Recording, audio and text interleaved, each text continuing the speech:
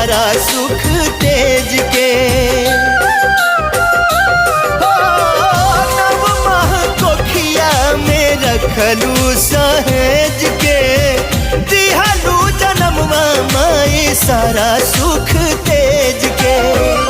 कैसे गिनाई तो हर कितना उपकार बा, रोवा रोवा माई हो तो हर कर्जदार बा।